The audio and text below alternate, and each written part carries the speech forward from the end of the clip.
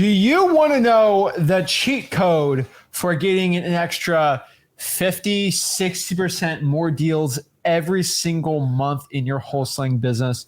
Do you want to know the secret to do an extra 3, 4, heck, even 5 deals every single month? Well, what I'm going to do today, me, Zach Ginn, Rick Ginn, we are going to share with you 6 untapped ways to get extra deals, money, and success in wholesaling real estate. These are going to be what I call the cheat codes. And if you have these little cheat codes, it's going to help the whole experience of wholesaling real estate go a lot easier and a lot smoother. So you can have wholesaling real estate success. The 6 untapped ways to make an extra 5 deals every single month. Let's get into it. Let's cut the fluff and let's break it all down. So first and foremost, number 1, focus on the right lists. Listen, you can have the most amazing marketing vehicle to deliver your message. If you don't have the right list, you are wasting all your time. And I'm telling you, if you don't believe me, trust me on this one. You have to have the right list. So what you want to do is, in my opinion, you need to find the right list that's going to create the most motivation for a seller. Now, I'm going to tell you right now, it is not MLS. It is most likely not on market properties. Not that you can't do it, but if you're trying to get a deal done, you're trying to create urgency, you have to find smoke. Wherever there's smoke, there's fire. So I need you to become a list ninja. And what we're going to do is go through the core list that you need to focus on. Here's a really cool part. This list really has not changed in like 20 years. And it's actually becoming more predominant now because so many people have fatigued like these technological advances that a lot of the old school lists work really well. So what I want to do is we'll go over in detail on the list. But guys, if you don't have a good quality list, you're wasting your time. And I want you to focus on off-market properties. That's the key to these lists. Great list, off-market properties is the perfect recipe to get a great wholesale deal. I agree. Guys, if you want to make more money, more deals, or make more per deal, it's all about the right list, right? And you might be going out here and working your butt off, but if you're working your butt off on a list that every single wholesaler is doing, you ain't going to do well. Okay, let me give you one example. If you go out here and just do the regular high equity list off PropStream, everyone and their mom can get that list. Okay, and everyone and their mom is pulling that list, and you're just going to be in guy number 12 calling the same seller. You got to get the niche. And so what do they say? The riches are in the niches. Mm-hmm. Same exact thing in wholesaling real estate. So what are these type of lists, right? Number 1, always said this, and I sound like a broken record with it, but government lists. So lists you get from the government.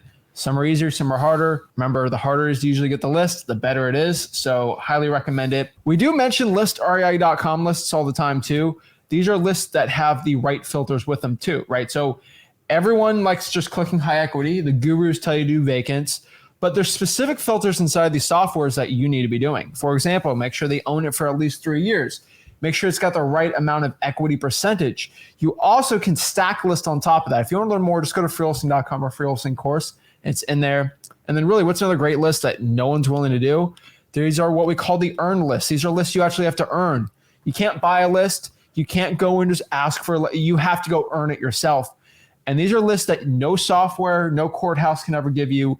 These are lists that are completely unique to yourself. And why does drawing for dollars work so well? Why do I always talk about it? You get in front of someone that has an ugly house, and you ask them if they want to sell that house, and nobody else can contact them, or there's really no wholesalers contacting them. It's a recipe for amazingness.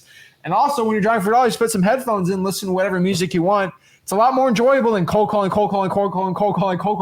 for hours and hours and hours a day. Guys, I used to cold call crazy about 2 to 7 p.m. for an entire year straight, 5 days a week. Never stopped once. A lot of mental toughness with that, but drawing for dollars is way better. Reverse drawing for dollars, guys, you already know the plan. Next here, this is something we always talk about. But go for no. Go for no. And they're like, oh, Rick, that's not really a list. No. We're talking about how to get more deals in your pipeline. And I'm here to tell you, this one took me a while to learn, and my 21 years experience has taught me in wholesaling. Listen, at the end of the day, your goal is to buy a deeply discounted property from a motivated seller. So if you try to buy a deeply discounted property from a non-motivated seller, you're literally wasting your time. That's what most of you guys are doing when you deal with MLS and you deal with ice cold realtors that have no idea what you're in this business about. So the go for no method is really simple.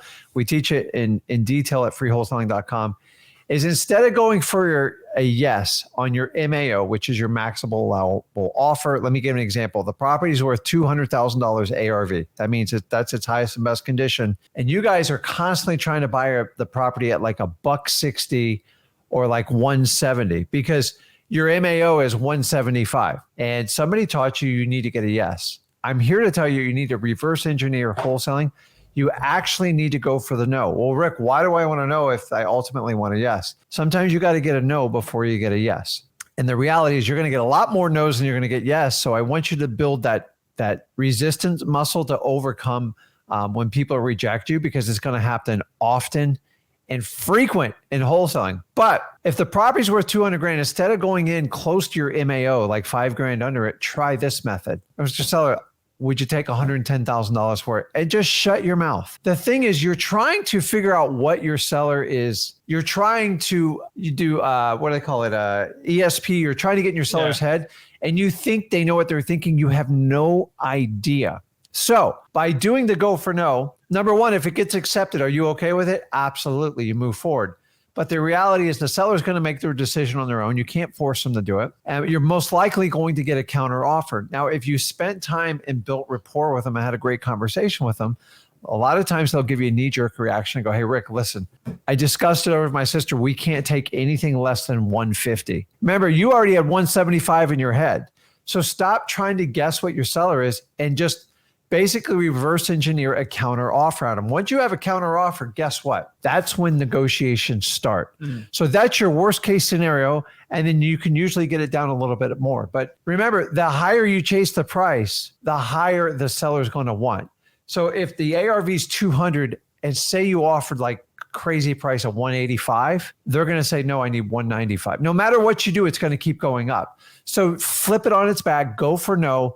And honestly, you don't have to spend more than 10 minutes doing a comp, and you guys spend way too much time doing comps anyways, and see if the motivation's there for them to sell. And they go, Rick, I want to sell it. I can't sell it that's low. And they go, well, give me a number. So guys, going for the no is a strategical move that will save you a ton of time. And if you're new to this business, it will save you a lot of headache because you don't have to spend this enormous amount of time trying to get in your seller's head. Use the go for no method. It works really, really well. Exactly. You get better deals by doing this. So the one thing I can recommend to everybody right here, make lower offers. But I don't want to make it's uncomfortable to make a low. Of course it's uncomfortable to make a lower offer. That's the whole idea. But guess what? You start making more money by doing it. And if it's going to scare you, make sure, I tell everyone, make sure the offer scares you. If the offer scares you, that's really good because that will actually lead you to making more money. The scarier the offer, usually the more money you're going to make. And this is the age-old question. But Zach, they're going to kick me out. They're going to curse. They're going to scream at me. They're going to be upset. No. What if I told you there's a super secret method that when you give a lowball offer, even if it's $4, the seller won't even be mad at you at all. It's crazy, but it's like, it's nuts. Guess what it is? It's called the good cop, bad cop method. We teach it at Wholesaling.com. It's my favorite lowball strategy. It's weird that we're still the only people on the internet in wholesaling to talk about this strategy. Gurus are going to steal it. They probably have their... Why am I always the bad cop? Because I'm the one talking. The bad cop is the one who's talking. And so we got to understand here is this is tactics taught in $40,000 programs that I give to you guys for free. I give the secret sauce. But here's the truth. When you talk to a motivated seller and you're like, would you take 40 grand for the property? You know it's worth 100. You imagine they're going to be upset at you. But they're not. You know why? Because you say, hey, I was talking to my partner, Rick, and he wanted to buy this thing for $40,000. Now, I didn't offer to this. I didn't give an offer out. I just spat out a price and see the reaction to it. The reaction is, oh, no. Hey, Rick, he's crazy, right? But if he's like, okay, I could do that. Hey, I didn't even give an offer. That's just what here's at. I'm the one here. I'm the one making the decision. It's really amazing because you can kind of get in their mind of what it's like mind reading. It's like, okay, doing telekinesis with the lowest they'll take, and you already know what the number is without even giving the offer.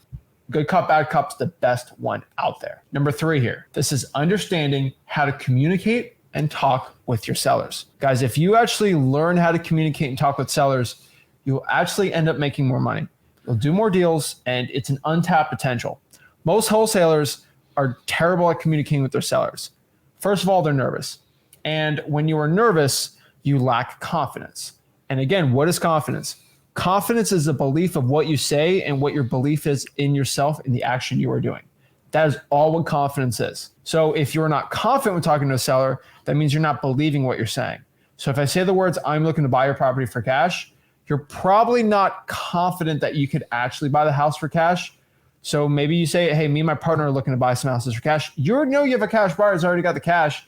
You're going to have more belief. You're going to sound a lot more happy. You're going to sound a lot more straightforward to the point, and there's going to be less hesitation when you talk. That's the biggest difference between people that are confident or not confident. It's that little hesitation of, hey, my name is Zach, and I'm looking to buy your house for cash, versus, hey, my name is Zach, I'm looking to buy your house for cash. Well, big difference. Mm-hmm. And what's the difference between someone who's super confident and not confident? It's the hesitations. And using ums and buts and filler words is a part of a hesitation. Now, I still do that, but it's a lot less than a newbie because I'm a lot more confident because I have more of a belief in myself when I'm talking to you guys. And belief doesn't mean you're like the craziest, richest person in the world when wholesaling, but it just makes you sound better with your communication. When you're more confident, you can build rapport better, and the more rapport you build, the better chance someone's willing to take a lowball offer, the more they can trust you, and heck, the more deals and money you'll make. So one thing you talk about a lot is the 80-20 rule, right? Yeah, 80-20 rule. If you don't understand it, I'll just explain it. God gave you 2 ears and one mouth. You can't gain intel from a seller or even like a buyer or even outside of wholesaling unless you get quality information from them. Now, sometimes they volunteer it and sometimes you have to pull it out through qualifying questions. But if you let your seller talk 80% of the time and your 20% are directed qualifying questions or engage a great conversation or rapport, you'll do much better. The reality is most wholesalers talk too much. And the more you talk, the more you tune your sellers out. And remember, the more your seller talks, the more you can quantify an offer actually going to address their concerns. So use the 80-20 rule, 2 ears, one mouth, the simplest way to learn it. And if you find you're talking too much, be aware of it, be conscious of it, and work on it and get better at it each time you do it. Yeah, we talk about this all the time. Just talk 20% of the time. And the question is, what do I say for the 20%? Questions. That's what you say. The only way to get the seller to talk 80% of the time is by you asking questions for the 20%. If you talk about yourself, there's a lot of I's in this conversation. It's going to be 50-50. Have you ever talked to a person that likes talking forever and ever and ever? All you have to do is get them to keep talking, just ask some questions and they'll rant it out, and it builds a rapport. So make sure you get really good at the art of asking questions. When I try to talk to a seller, build some rapport with them, think of FORD. It's called the Ford method. Family, occupation, recreation, dreams. Talk about their family, talk about their occupation, what they do for a living, what they like doing for fun, R, recreation, D, dreams, what they want to do in the future. You do that, you got an MCTP, you're going to be fine, right? And then the next part, number 4 here, is if you actually want to make a lot more money, you just got to do what we call an upward spiral. Guys, everybody knows about the downward spiral. We've talked about everyone knows about the downward spiral journey where you lose your job and then you end up homeless on the streets, right? Like, there's stuff in between that, right? You don't pay the rent, the water gets shut off, and all these bad things. And downward spirals are based off of only one thing: momentum. Mm-hmm. If the momentum is going in a bad part, and if you just let that slide keep sliding down, guess what happens when you're on a steep hill? It just gets faster and faster down, which is you're going faster downhill. But not a lot of people understand with an upward spiral, it's not like a slide going down. It's more like a whirlpool sucking you up, which basically means it's like really the best thing about it when you're getting sucked up, basically with the atmosphere, it gets lighter, like a rocket. So the higher up in the spiral we go, the easier it is to even go up even higher. There's less atmosphere in the air. Think about these little blimps right here, right? Like the higher up in the air, the easier it is to go up. And the truth with an upward spiral is the more you do one positive thing in wholesaling and you keep doing that one thing, more positive things will happen. So really, when I talk about an upward spiral, Zach, I want to do more money. I want more deals. I say, okay, let's do the upward spiral. The upward spiral doesn't talk about doing 30 things and getting the CRM and the logo. An upward spiral starts with one small thing, one little loop on the ladder to go up. And where's that loop? Marketing. Marketing is where wholesaling real estate starts. It's where it ends. It's where it's all about. So what is the upward spiral? The upward spiral is this. It's 1, 2, 3, 5, basically 4 or 5 things. You market more. And when you market more, so you talk to more sellers, you end up getting more leads. And when you get more leads, you end up writing up more contracts. And when you write up more contracts, that's more deals to give to your buyers. And the more deals you send to your buyers, the more deals you get. And the more deals you get, the more money you get. That's the point. So really, if you want to make this really simple, more marketing eventually leads to more deals. Same thing with the downward spiral. Less marketing, less deals. Guys, I make this business stupid simple. Maybe I just have a very simple mind, but like that's how this business runs. More marketing, more deals, less marketing, less deals. You talk to more buyers, it's easier to sell the deal. Less buyers, it's harder to sell the deal. That's how this business works. You complicate this, it ain't going to do well for you. But if you make this business stupid simple, and you start doing things that are actually going to give you a positive yield in your life, you'll do better. Number 5 here, right? Yeah. I mean, build more high quality buyers. I mean, cash buyers. It's a lot of you being sold. Like, I don't want you guys to be glorified real estate agents. You want to do that, just go ahead and get your real estate license. There's business models being taught out here is where they teach you to just spam social media. And by the way, spam means you're pushing to pull everyone's information and providing no value. That's really the definition of spam. I know that's not the technical, but that's it. Yeah. And when you do that, you just get blocked on 95% of the list, and you just become in a sea. And the list that you do get through, so many other people spamming, you're lost in it. So when you guys go out and go, I got cash buyers in all 50 states, everybody knows what you're doing. You're wasting everyone's time. And when you guys do these text blasts, these email blasts to 500 or 5,000 buyers, it's ridiculous. And that's not how you're going to get ahead. If you just take the time, and you do have to take the time, either you, your staff, most likely you, call the cash buyers, vet them, qualify them, and keep a conversation alive with them. Like, guys, for the last 10 years, you didn't have to do this, and it's come home to roost. You actually have to get good information and build relationships from cash buyers, because you know what? They have options now. Don't be the guy who goes, I got cash buyers in all 50 states, give me your deals. We get thousands of posts like that a day. It's a joke. It's saturated. You actually have to do quality. If you want quality, you got to take the time. You got to vet people, get a proof of funds. And then when you have a deal, you have a great shot of actually harvesting a profit on an assignment. Don't overlook this.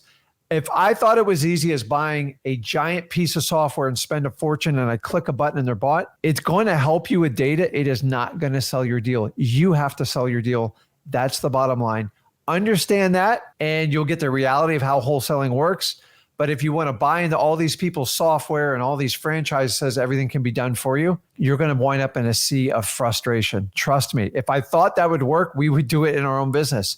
You actually have to take the time to work with quality cash buyers. Let's talk about this really quick. How do I do quality cash buyers? How do I sell my deals really well? Let me give you one secret. Okay. This is one secret this year that no other person on YouTube talks about, but this is one thing all the top wholesalers are doing so they can dominate right now, that pretty much every beginner is not doing, because every beginner watches YouTube videos from 2021 about wholesaling, when cash buyers, you can treat them like snot and they'll still buy your deal, right? No, you only need one. You only need one. Here's the thing. Treat your cash buyers like your sellers, all right? And so I've talked about this a million times, but if you treat your cash buyers like trash, they will treat you like trash currently. Real estate wholesaling is dependent on the best thing in the world called the free market. Now, the free market, it ebbs and flows. It swings one way, it swings the other way. Past 3-4 years, it was really hard to find wholesaling deals, and then you could treat your buyers bad because they had a big demand to buy them. Mm-hmm. Now things have switched. It's a lot easier to get deals, but to find a good buyer, it's a lot harder. Supply and demand has changed, right? The demand has gone down, because, buyers, every wholesaler's got deals now. And so it's like anything, it's like toilet paper, right? There's a lot more buyers for toilet paper when everything's going crazy with it versus now. And so you got to find the toilet paper, favorite people, right? But it's a free market. And so usually when you are doing a sales experience, and I know we don't talk about you being a salesman, but in real estate wholesaling, we sell contracts. We sell our equitable interest in a deal for a 10, 15, 20, heck, even a $50,000 assignment. That's wholesaling real estate for you, right? You might not like it, but that's the dang truth. You are selling contracts. And when you are selling something, it is in your best interest not to treat somebody like trash. Usually, if you're a car salesman, you sell more cars by being nice to people than being an absolute jerk to them. Yeah. This might be new information, but yeah. And so think about this. If I'm going to try it out here, and let's do the most cliche thing in the world, sell you this pen. I'm looking to sell this pen. Okay, Jordan. How would I sell this pen? Should I take a picture of it and go, okay, boom, took the picture of it and email 10,000 people and say, buy this pen, $5. Or would it be better for me to call these people individually, say, I have the best pen in the world. I will do anything to help you out with this. It's a great pen. Like, who's more likely to sell that pen? The guy that called or the person that sent 10,000 emails and said, I did everything I could. These buyers just can't buy anything. No, heck, if I go door knock on businesses and I'm so annoying, someone's just going to buy the pen from me, right? Yep. And so guess what? The truth happens when you treat people better and you do the sales process a lot better. Same thing with your deals. Don't send out 10,000 emails. I got 50,000 cash buyers. I don't care. How many buyers are actually on your cell phone right now you can call, and they'll accept your call like this, and they'll know who you are. It's all about sales, guys. That is how this business works. Guys, I have cash buyers I talk to on a daily basis, building relationships with. It's all about, so when I say treat your buyers like sellers, you'll go follow up with sellers every week or every other week, see how they're doing, see how their life is doing, things outside of it, just building that connection as a person. Y'all don't even know. I would be very shocked if you knew if your cash buyer was married or not. I'd actually be shocked. Most wholesalers don't know that. Yeah. Guess what? The spouse is usually someone's best friend or someone that's very important to them, and somebody that actually makes business decisions with them. And not even knowing that personal fact shows how much of a personal relationship you have. I bet y'all know if the seller's married or not, right? Everyone knows that. Oh, yeah, you got to. But you don't know about cash buyers. How much of a relationship do you really have with your cash buyer? And that is the honest truth. You have to treat your buyers like your sellers, actually build a real relationship with them. And guess what? Why am I saying this? Why am I ranting about this? Because when it comes to you selling a deal, and it's like, it's an okay deal, and there's 10 other wholesalers trying to send that deal to that buyer, who's that cash buyer going to buy the deal from? The person that actually know really well and actually like, or the person that just, here's the deal. You're going to go with the person you know and trust, especially when times get tough. Yeah. Guys, that's why I'm telling you, follow up with your buyers. You don't have to follow up with them every week, like every month or something, but just how you're doing. How's the business going? Hey, I sold that deal to you. How's that deal going with you? Or just so I have some feedback. Oh, you made 40 grand. Awesome. Yeah. Right. And it's a secret. And the last part about the salesmanship on cash buyers, which nobody talks about anymore. The honest truth is, this is a big secret, but your cash buyers actually should be making money.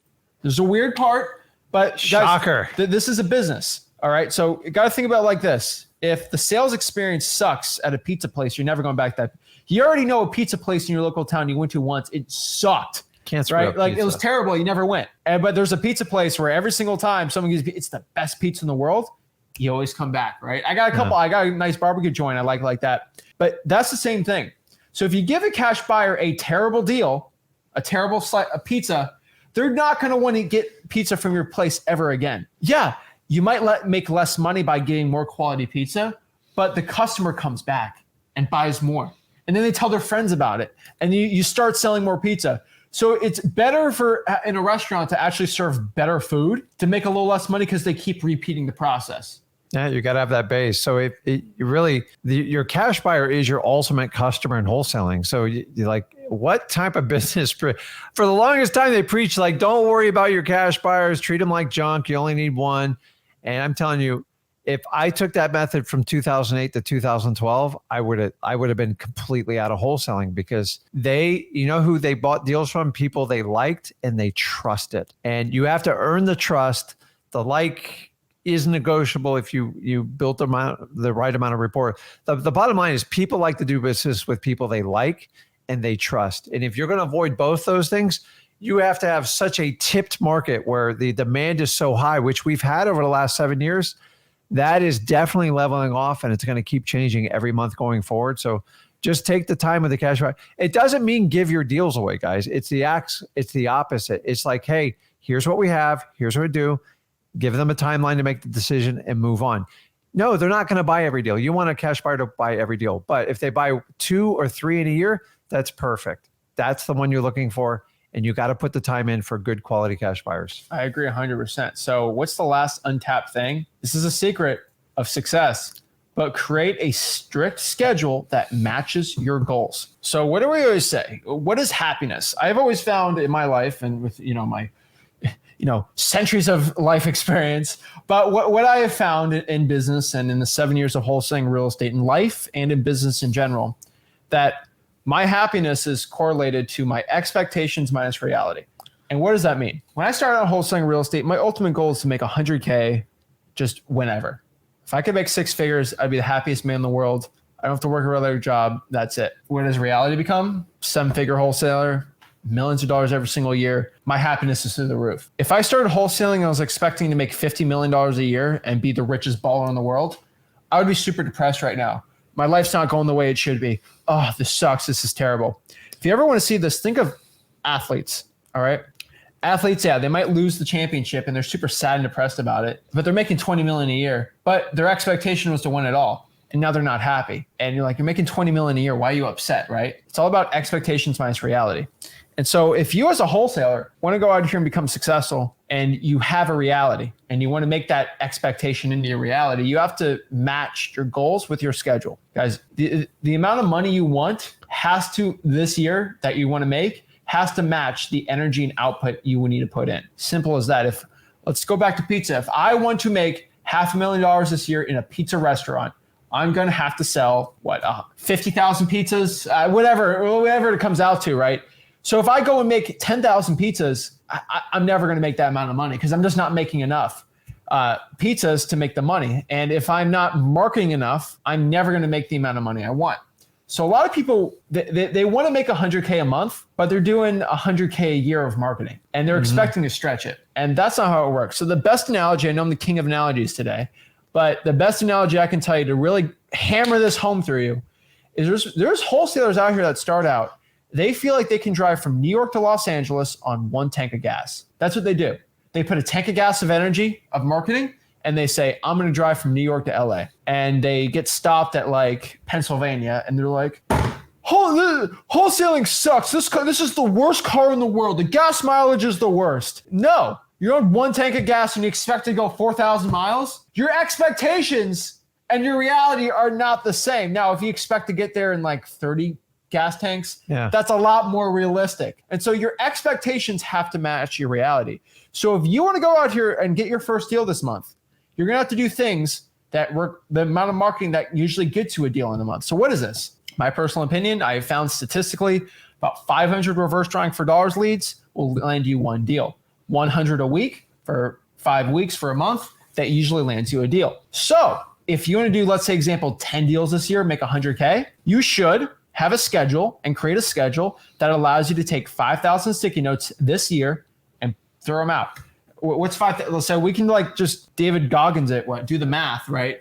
I want to break the pull-up record. 5,000 reverse drawing for dollars leads. And let's say I'm 300 days, I'm going to put them out. That's 16, 17 a day, right?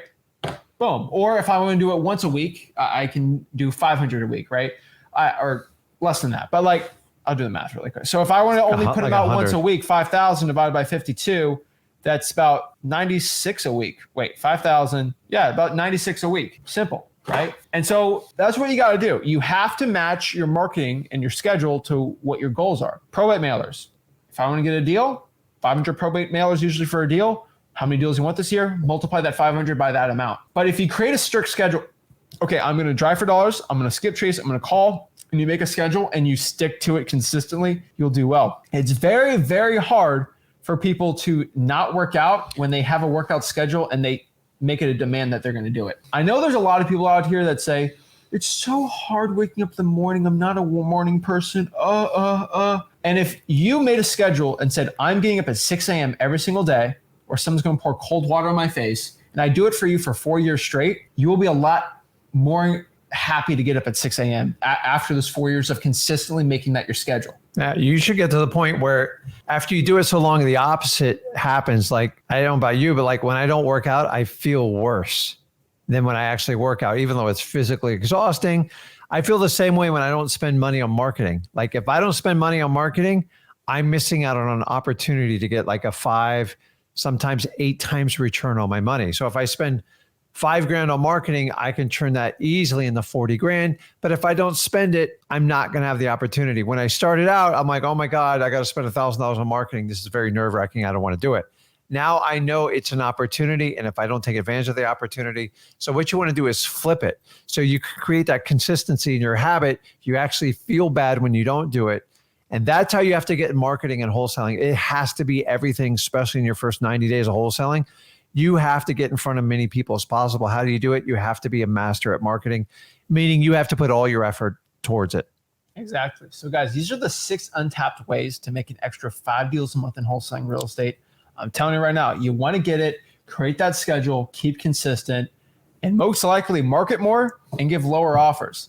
So let's up the marketing and let's decrease these offers. And that's the secret to success, guys. Guys, if you want to learn more, just go to wholesaling.com. Our free real estate wholesaling course will help you become the best wholesaler possible.